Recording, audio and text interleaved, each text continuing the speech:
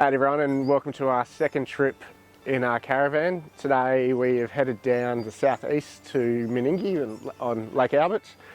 We decided we'd take the southeastern freeway just to see what it was like going up the hill there, and had a few moments. It was a bit slow at parts, but didn't do too bad. I think we got up to chewing up 26 litres per 100 k's, and I think in total for the whole trip we sat at about 16 in the end.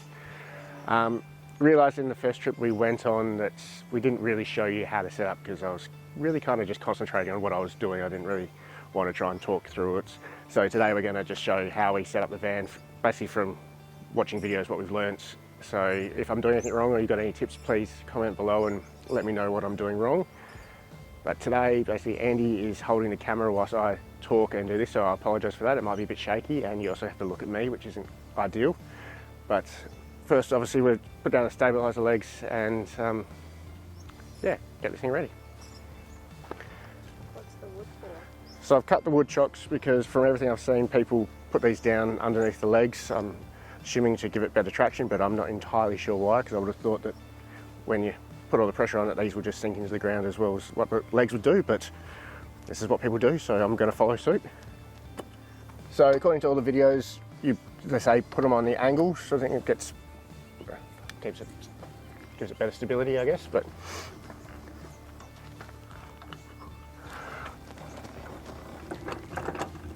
this one was going straight down on because it's on a bit of an angle, the ground, so I don't think it would actually reach if I went on the 45. That's it for the legs. Let's do power. Connecting to power, which is pretty simple. Plug it into the box and put it into the back of the side of the van. Let's go into the van first before plugging it into the mate.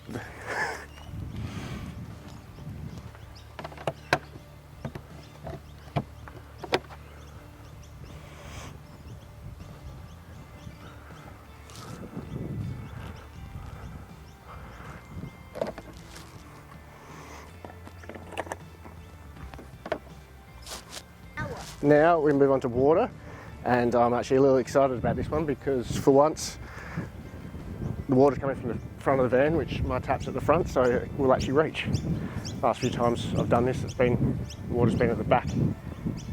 Well, the taps have been at the back and my hose hasn't been able to reach all the way to the front. God. For this we brought our own brass fittings. Where I've read these are the things to go for. I know they're a little bit more expensive, but they actually don't pop off as soon as you turn the water on, sort of thing. So some of the cheaper ones just disconnect themselves, whereas these seem to hold on and do quite a good job. Only thing is, you've got to make sure you remember to take them with you afterwards. Oh. That's a good tip.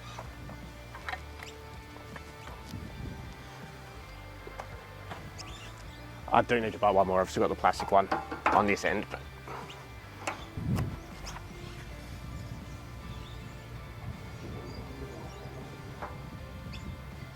we have water. We have water and we have power. What else do we need to do? Next step is the awning. So we'll pull that out, and she's How do you feel about the wind?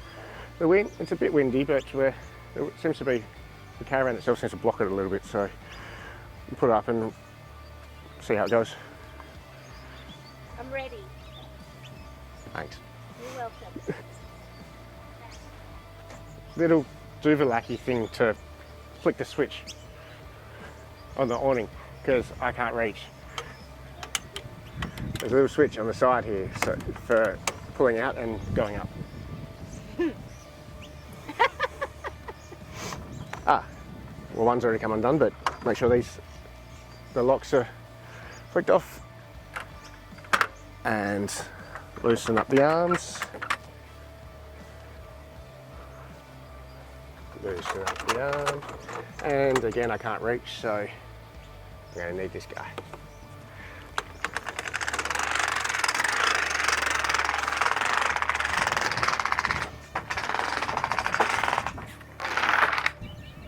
Alright, and I would be showing you these things, but Andy's gone for a runner.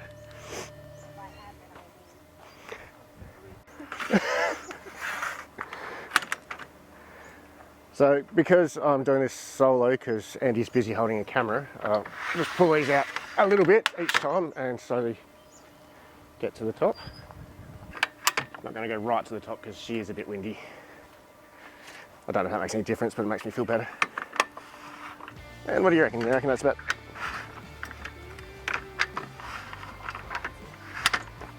There we go, we're locked in.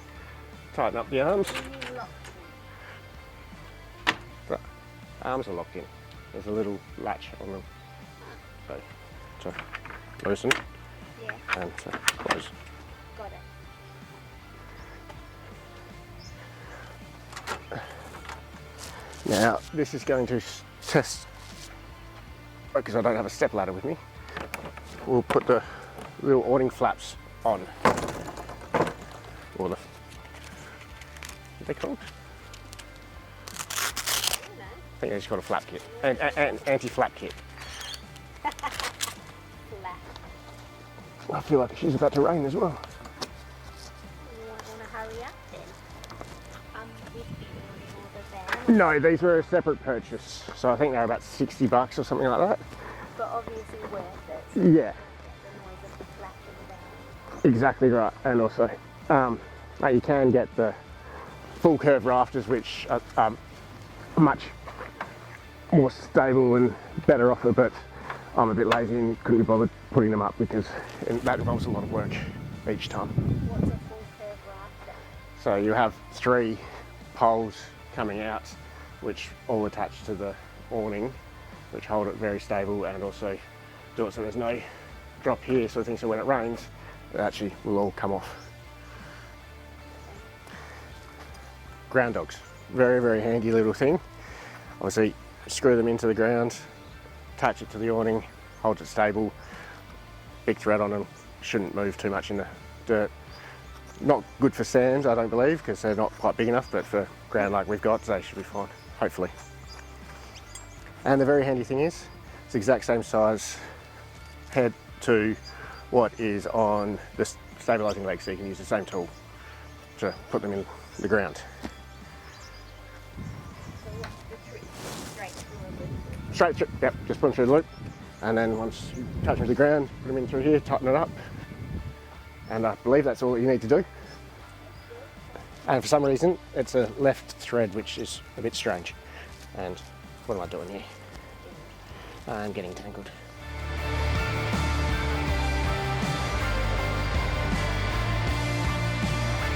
There we go. Obviously this would be much easier with a drill, but I haven't got around to bring proper tools into the kit yet. But I don't bring power tools along because Andy will start chopping down things or just finding stuff to... Love your power tool.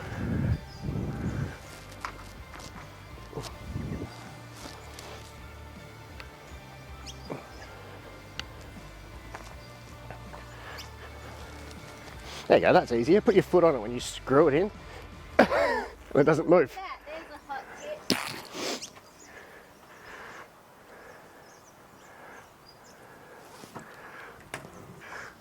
Well, I think that's it. Afterwards we'll show you how we set up this dog cage that we've got.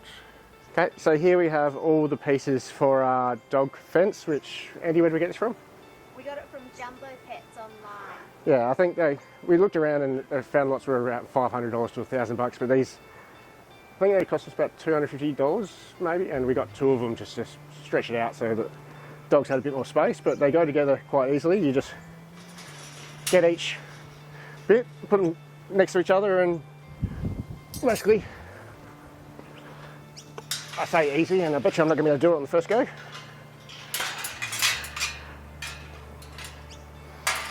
Line up this. It is easier as a 2-person job, but you just line them up, poke the stick through the hole, Both holes. line up down the bottom. There you go. And if you're on the grass, you can just obviously push them in and they stay in place. We won't show you putting it all together, but we'll show you the finished setup. So here we have it. We show that we come it around the back so they can't get under the van. buying the extra fence so we connect the two just means we can actually go out from under the awning out onto the grass area so they can actually lie down on the grass, which the dogs seem to enjoy. Whilst Andy throws the dog beds in. Let's see how we go getting the dogs in here. Bruce. Bruce. Come. Bruce. Bruce. Yeah. Come back. She jumped out of the car. There we go. Now dogs are in. Andy closes the gate and these guys now have their new little home for a few days.